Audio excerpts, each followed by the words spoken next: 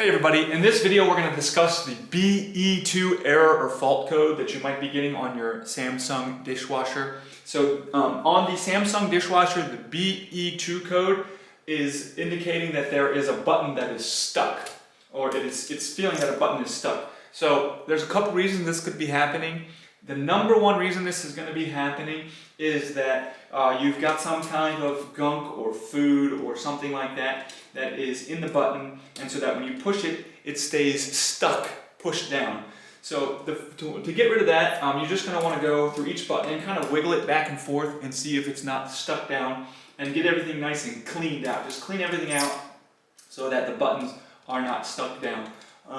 Another reason, so that hopefully that'll get rid of the error. If that doesn't get rid of the error, I mean, you might have popped up if you actually hold the button down too long, you'll eventually get this error. So just don't want to do that again.